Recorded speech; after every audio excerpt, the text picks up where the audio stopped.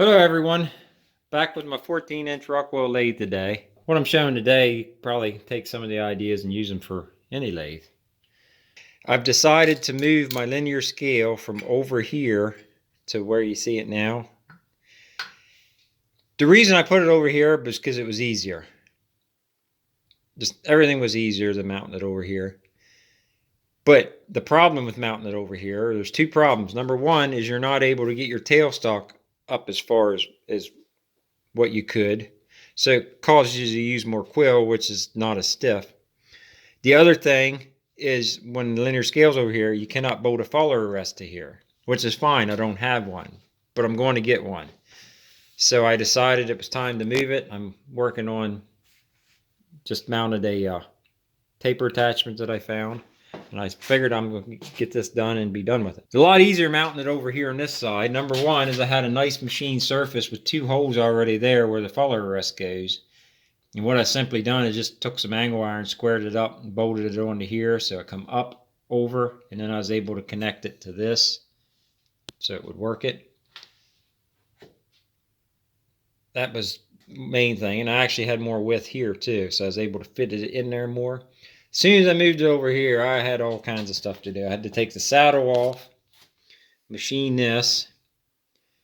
I wanted to change the way I had this mounted. When I had it mounted over here, I simply just took this scale and bolted it, just pretty much like you see it there. Put a spacer here, put a spacer there. I bolted it to the shield, not this shield, another shield. This shield is made to fit the taper attachment. That's another video. But the problem is the other shield was just held on there with a couple split pins. And I was getting some weird jumps of x-axis every once in a great while. And I think what was happening is this shield was moving. And since I had it bolted to two different surfaces, that was a problem. So when I moved it over here, I just made this piece here. And this is made out of really good 120,000 KSI steel. It's just what I had. It threw some away at work and I kept it. It was a metric size, I think like 420 something or another, unless it was in 30 seconds. 421 I think is, yeah, use 421 drill bit for half 13. So it might have been in plate steel in 30 seconds or it might have been metric. Whatever is close to 420 in metric, if something hits right on there, it's probably what it was. But anyways, it's really stiff. Really nice machine, at least with carbide it was. So by putting that on there, I've eliminated the linear scale being mounted to two different pieces. So now it's all going to be mounted to one piece. So this is what I made today to hold the linear scale. Just wanted to show that and part of the progression of making parts. So the two bolts on each end is where the scale actually bolts to, and then the other slotted holes here is what holds it to the compound rest. I made this, but I also took the compound rest off, put it in the mill, got everything indicated where it was parallel and square, and then, I don't know if you fellas can see, but where each one of these, I got I think they're 200,000 stick. No, 160. Yeah, put 160,000 spacers here, here, and here. I spot based where each one of them spacers go to the same depth, parallel. I indicated off of the inside of this surface right here. So it's within a couple thousandths parallel to this.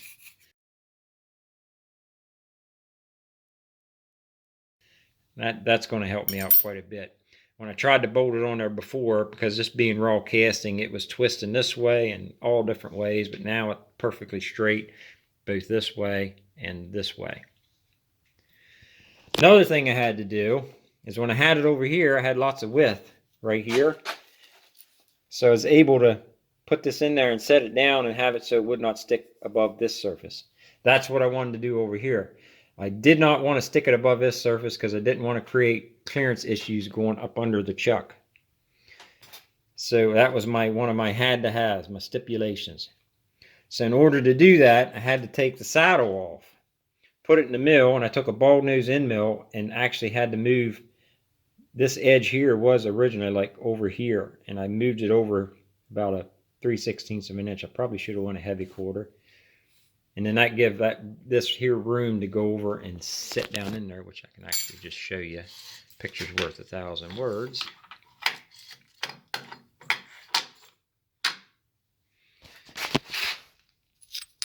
Now you can see that actually fits. Before it was way up here and it would have stuck above the surface, but now I can get it clear down in there and have a little room under it for clearance if chips get under there. Now my brackets. What I did here is, you can see how I made that one. See how I made that one. And if you look down under here, to overcome that being bolted directly to a casting that was not straight, I put 6 set screws in there, and I was able to jack it around so I got it straight. When I originally just bolted it on there, this thing, to exaggerate, was leaning like that. Now you can see I got her straight. And this way here didn't matter, but I went ahead and got it fairly decent too. The slots will take that up. But what that keeps it from doing is, you don't want to put this in here, especially as bad as that was. You don't want to put this thing in here and then bolt this to it and then have it take this piece that slides and twist it like real bad, like this way or this way. So now it's going to hold it perfectly straight. And something else I did too is I tapped this piece rather than just putting holes in it, because there's no way in hell I'd ever get nuts and hold the nuts up under there to run my bolts through. So I just tapped this, and now we're good to go. And everything for if you're ever mounting linear scales to a lathe, unless it's a popular lathe where they actually make everything you need to mount it, pretty much got to custom make all the brackets. And that's the case from here. I think I was able to use, out of this whole mess, I think I was able to use one bracket, and that was for the Z-axis, and that's this aluminum one. Everything else I had to make custom. And now I got to make this stuff again, because since I added a taper attachment, that's changed my mounting location. It covered it up, so now I have to do it again for back there. But this goes on here. Well, let me start down here. What I did down here is I used 5/16 18 bolts, 2 of them there, and I slotted it up and down. I used 3/8 slots, so that gives me play. That gives me play this way and this way, this direction and this direction, and of course, since they're slotted up and down.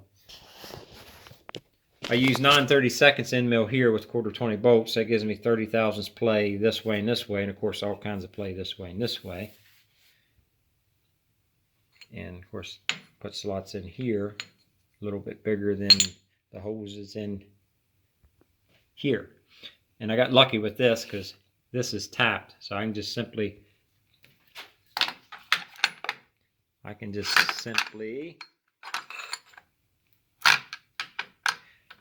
run bolts in here and screw directly in there and draw it all up, and everything will be good.